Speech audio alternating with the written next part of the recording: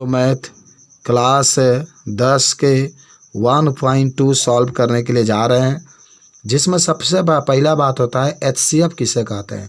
तो बता सकते हैं सभी संख्याओं में जो उभयनिष्ठ होता है उसी को महत्तम समापवर्तक या एचसीएफ कहते हैं। आपको मैं बताऊं 4 और 10 देखेंगे, 4 और 10 में क्या उभयनिष्ठ आता है, दोनों में क्या आता है, 2 आता है, तो इसीलिए इसका एचसीएफ में 2 लिख दिया गया है। उसके बाद से एक और चीज़ आता है जिसका नाम होता है एलसीएम।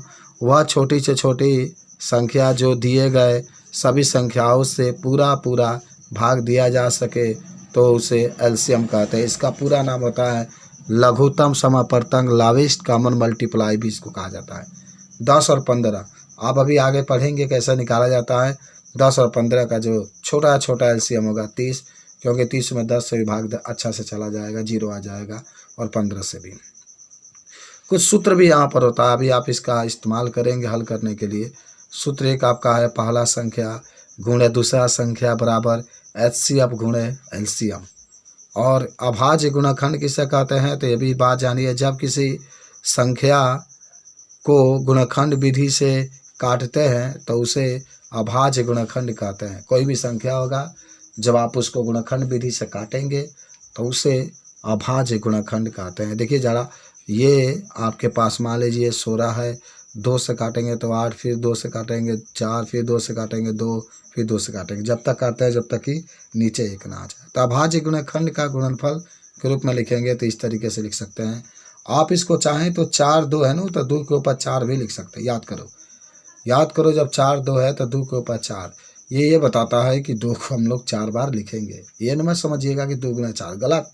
2 को आप 4 बार लिखेंगे जैसे ऊपर ये लिखा गया है। तो आइए अब हम लोग जो प्रश्न है उसको सॉल्व करते हैं। तो चलिए क्वेश्चन नंबर 1 से हम लोग सॉल्व करते हैं।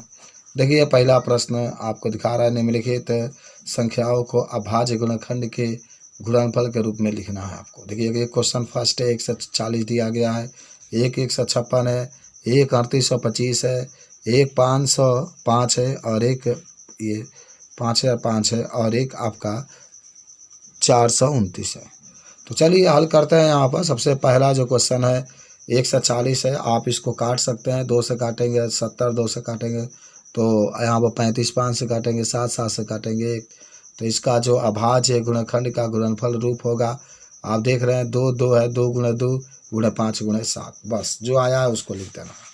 सिंपल है बहुत। चलिए क्वेश्चन नंबर 2 आप देख रहे हैं यहाँ पर 150 दिया गया है, तो इसको भी आप हल कर सकते हैं। 150 को आप 2 से काटेंगे, देखिए ये 2 से काटा गया है 75 आएगा, फिर 3 से काटेंगे 25, फिर 5 से काटेंगे 1 5, फिर 5 से काटेंगे। देखिए अगर अंतिम में 5 है तो वह विषम से ही कटेगा। हालांकि 0 हो, 2 हो, 4 हो, 6 हो, 8 हो तो वह 2 से कट जाएगा। लेकिन कोई विषम संख्या अगर अंत में आया हो, यानी इकाई अंक कोई विषम है, जैसे यहाँ पर 5 है तो 2 से नहीं कटता है, 3 या 5 से कट सकता है।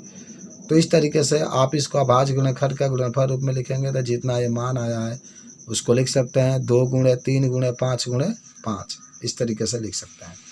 उसके बाद से एक और इसमें जो दिया गया था उसको भी आप लिख सकते हैं। यहाँ पर देख रहे हैं 3825 दिया गया है, आप उसको 5 से काटेंगे 665, फिर 5 से काटेंगे 153, फिर 3 से काटेंगे 51, फिर 3 से काटेंगे 17, फिर 17 से काटेंगे 1।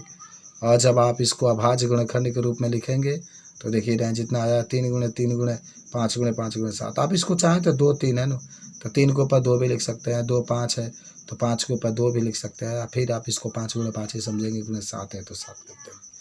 4 नंबर जो क्वेश्चन आप देख रहे हैं यहाँ पर दिया गया है 5 है और 5 से काटेंगे तो 1 0 0 1, 7 से काटेंगे तो 1 से 43, फिर 11 से काटेंगे 13, फिर 13 से काटेंगे 1।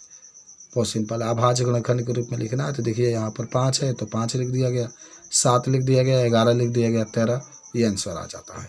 तो इस तरीके से इसको भी हम लोग हल कर सकते हैं। उसके बाद से नेक्स्ट जो सवाल इसमें आप देख रहे हैं क्वेश्चन नंबर 5 है, 7,429 है। आप इसको पहले 17 से काटेंगे तो 437 आएगा, फिर आप इसको 19 से काटेंगे 23 आएगा, फिर इसको आप 23 से काटेंगे 1 आएगा। तब आप इसको अभाज्य गुणनखंड के रूप में लिखेंगे। तो जब अभाज्य गुणनखंड की बात होगी तो देखिए रहे 17 गुणे 19 गुणे आप 23 लिख सकते हैं। जो भी आप काटेंगे जो मान आएगा उसको हम लोग लिख सकते हैं। चलिए उसके बाद से नेक्स्ट जो क्वेश्चन है क्वेश्चन नंबर 2 हम लोग देख रहे हैं। और 2 नंबर क्वेश्चन में कहता है कि पूर्णांकों के निम्नलिखित युग्मों के एचसीएफ और एलसीएम ज्ञात कीजिए तथा इसकी जांच कीजिए कि 2 संख्याओं का गुणनफल बराबर एचसीएफ गुणे एलसीएम। देख दिया गया है 26 और 91। तो 26 और 91 है, इसका एचसीएफ निकालने के लिए आप दोनों को अलग अलग काटिए। देखिए यहाँ पर काटा गया है 26 और 91 को। तो आप 26 को जब 2 से काटेंगे 13, फिर 13 से काटेंगे 1, 7 से काटेंगे 91 को 13, फिर 13 से काटेंगे 1। एचसीएफ की जब बात होगा दोनों में क्या मिला, 13 मिल रहा है, तो आप यहाँ पर 13 लिख देंगे। एलसीएम की जब बात करता है तो देखिए कैसे लिखते हैं, जो 13 दोनों में है तो उसको लिख दिए, जो बचा है 2 बचा है उसको लिखते हैं, 7 बचा है उसको, जितना बचता है सबको लिख करके गुणा कर देंगे तो आपका 180 आ जाएगा। एक बात जरूर याद रखिएगा, जितना बचता है उन सभी में हम लोग गुणा करते हैं, यानी जो एलसीएम होता है वो सब लिखा जाता है। चलिए आगे बढ़ते हैं हम लोग। क्वेश्चन नंबर नेक्स्ट है। देखिए जो अगला क्वेश्चन है वह ये कहता है कि उत्तर, उसी में उत्तर के जांच भी करना है। तो देखिए उत्तर के जांच करने के लिए दोनों संख्याओं का गुणनफल बराबर एलसीएम गुणे आप एचसीएफ लिख सकते हैं। तो इसको लिखना क्या है ना, 26 आपका पहला संख्या था ना, दोनों संख्याओं का गुणनफल का मतलब पहला संख्या गुणे दूसरा संख्या। पहला आपका 26 गुणे दूसरा आपका 91 है, बराबर आप इसको 13 गुणे 182 लिख सकते हैं। यहाँ पर 2304 हो जाएगा, इधर भी 2304, उत्तर आपका सही है। चलिए क्वेश्चन नंबर सेकेंड आपका दिया है 510 और 92 है। तो 510 को 2 से काटेंगे तो 255, फिर 5 से काटेंगे 51, फिर 3 से काटेंगे 17, फिर 17 से काटेंगे 1, इसको 2 से काटेंगे 46, फिर 2 से काटेंगे 23, 23 से काटेंगे 1।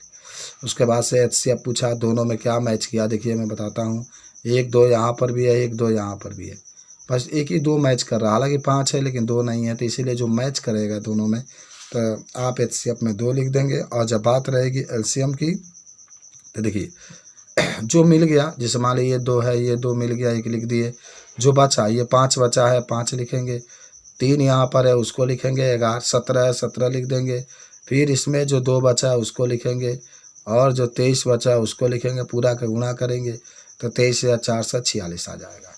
उत्तर की जांच करेंगे तो अभी आपने देखा 2 संख्याओं का गुणनफल बराबर एचसीएफ गुणे एलसीएम। 2 संख्याएं आपको जो दी गई है 510 गुणे 92, जो दोनों में गुणा करेंगे 46,920 है। और यहाँ जो एलसीएम आप अगर एचसीएफ की बात करते हैं 2 एलसीएम है 23,460, इसको भी गुणा करेंगे तो 46,920 आ जाएगा। तो इस तरीके से इसको भी हल कर सकते हैं। आगे बढ़ते हैं हम लोग। नेक्स्ट जो क्वेश्चन है एक और इसमें दिया गया है, क्वेश्चन नंबर जो 3 है वह 336 और 54 है। तो आप 336 को 2 से काटेंगे 168, फिर 2 से काटेंगे 84, फिर 2 से काटेंगे, काटते चलिए आप लोग जान भी गए हैं। फिर 54 को ऐसे ही काट देंगे। एचसीएफ की बात करता है। एचसीएफ लिखने के लिए दोनों में देखेंगे क्या क्या मैच किया। देखिए 1 2 मैच किया तो 1 2 लिख देंगे, और 1 3 मैच कर रहा है दोनों में जाएगा उसी को लिखता है, 6 आ जाएगा। जब बात आपका एलसीएम का रहेगा तो 2 गुणे 2 गुणे 2 गुणे 2 गुणे 3 गुणे 3 गुणे 3 गुणे 3 तो 3024 आ जाएगा। उत्तर के जांच करेंगे आप, तो उत्तर के जांच में आप जैसे देखे हैं दोनों संख्याओं का गुणनफल बराबर एचसीएफ गुणे एलसीएम। तो दोनों संख्या में एक तो आपका 336 है गुणा 54 तो 18,144 हो जाएगा। यहाँ पर 6 गुणे 3 रहा 24 तो 18,144 हो जाएगा। तो ये चीज़ें भी हम लोग बता सकते हैं। उसके बाद से नेक्स्ट क्वेश्चन कहा है कि अभाज्य गुणनफल विधि द्वारा निम्नलिखित पूर्णांकों के एचसीएफ और एलसीएम ज्ञात कीजिए। पहला है 12 15 21, सबको काटेंगे हम लोग। यहाँ पर देखिए काटा जा रहा है, ये 12 है, ये 15 21 है, काटना जानते होंगे। 2 से काटेंगे 6, फिर 2 से काटेंगे 3, 3 से काटेंगे 1, इसको 3 से काटेंगे 15 को 5, 5 से काटेंगे 1, इसी तरह से इसको भी काटेंगे। एचसीएफ उसी को कहते हैं ना जिसमें सब मिलता है, सब में 3 मिला है 3 लिख देंगे। जब बात होगी एलसीएम का तो 1 2 है, यहाँ पर जितने बचा है 2 गुणे 2 गुणे 3 गुणे 5 गुणे 7, 400 आपका 20 आ जाएगा। चलिए उसके बाद से 17 23 से 29 है, 17 को 17 से काटेंगे 1, 23 को 23 से काटेंगे 1, 29 को 29 से काटेंगे 1। एचसीएफ तीनों में 1 मिल रहा है 1 लिखेंगे। एलसीएम 17 गुणे 23 गुणे 29, और जब गुणा करेंगे तो 11,339 आ जाएगा। तो इस तरीके से इसको भी हम लोग हल कर सकते हैं। उसके बाद से नेक्स्ट जो क्वेश्चन आपका आता है, अगला क्वेश्चन है जो क्वेश्चन नंबर 3 है। कहा जा रहा है कि 8 9 25, 8 दिया है, 9 दिया है, 25, इसका आपको एलसीएम और एचसीएफ निकालना है। तो देखिए मैं बता दूं, जो 8 है, 9 है, 25 है। पहले 8 को 2 से काटेंगे 4, फिर 2 को 4 से काटेंगे 2, फिर 2 को काटेंगे 1। 9 है, 3 से 9 को काटेंगे 3, फिर 3 से काटेंगे 1। 5 से 25 को काटेंगे 5 बार में 1 आ जाएगा। तो जो एचसीएफ होता है उसको आप 1 लिख सकते हैं, जो एलसीएम होता है उसको 1 गुणे 2 गुणे 2 गुणे 2 गुणे 3 गुणे ये सब लिख सकते हैं। 18 सब आपका एचसीएफ आ जाएगा। चलिए उसके बाद से प्रश्न नंबर 4 कहता है, एचसीएफ दिया गया है 306 और 657, यानी एचसीएफ दोनों संख्या, ये पहला संख्या है, दूसरा संख्या है, इसका एचसीएफ 9 है। तो इन दोनों संख्याओं का एलसीएम पूछ रहा है। हम लोग सूत्र भी पढ़े हैं ना, पहला संख्या गुणे दूसरा संख्या बराबर एचसीएफ गुणे एलसीएम। पहला संख्या जो है वह 306 है, गुणे दूसरा संख्या 657 है, बराबर 9 गुणे एलसीएम आपको निकालना है। तो ऐसे ही रखेंगे, ये बटा में 9 हो जाएगा। 9 से जब इसमें भाग दे देंगे तो आ जाएगा 34 गुणे 657 बराबर एलसीएम। जब गुणा कर देंगे तो 22 या 3, देखिए 22 या 338 आपका एलसीएम का मान आ जाएगा।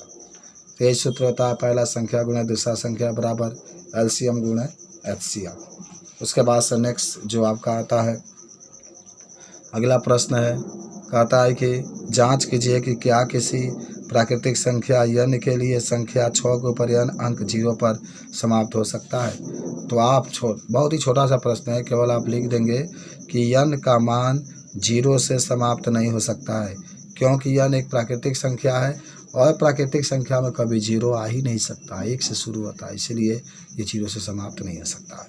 चलिए क्वेश्चन नंबर नेक्स्ट आपका है, दिखा रहा है, इसमें देखते रहेंगे हम लोग। क्वेश्चन नंबर जो आपका 6 है, कहता है कि व्याख्या कीजिए कि 7 गुणे 11 गुणे 13 प्लस 13 और 7 गुणे 6 गुणे 5 गुणे 4 ये सब दिया गया है, भाज्य संख्या है। देखिए भाज्य जो किसी से कट जाता है उसको भाज्य कहते हैं।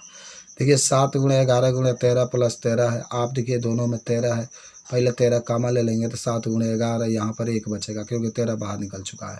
उसके बाद से आप 13 वैसे ही लिखेंगे, जब 7 में 11 से गुणा करेंगे 77, यहाँ पर 1 है तो 13 गुणा 78 गुणा करेंगे तो 1014 और ये 2 से कट जाएगा जो कि भाज्य संख्या है।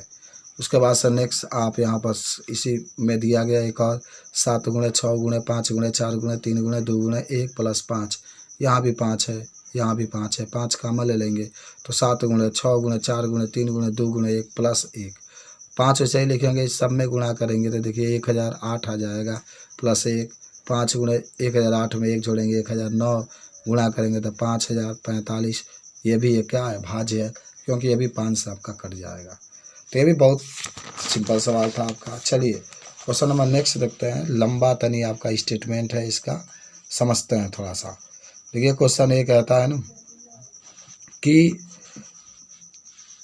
किसी खेल के मैदान के चारों ओर एक वृत्ताकार पथ है और मैदान का एक चक्कर लगाने में सोनिया को 18 मिनट का समय लगता है, जबकि इसी को मैदान को एक चक्कर लगाने में रवि को 12 मिनट लगते हैं। मान लीजिए कि ये दोनों एक ही स्थान पर एक ही समय पर चलना प्रारंभ करके एक ही दिशा में चलते हैं तो कितने समय बाद ये पुनः प्रारंभिक अवस्था में आ जाएंगे। देखिए बहुत ही सिंपल बात है। आपको देखिए एक वृत्ताकार इस तरीके से पथ है, इसी में चक्कर लगा रहे हैं। तो देखिए सबसे पहले क्या किया गया है ना, यहाँ 18 है 12 है, दोनों का आप हल करेंगे, काटेंगे और जो एलसीएम होगा, एलसीएम आपका जो आएगा 36 मिनट, यही 36 मिनट उसका आंसर आ जाएगा। तो इस तरीके से भी हम लोग इसको बता सकते हैं। तो इस तरीके से हम लोग ये अभ्यास ख़त्म करते हैं।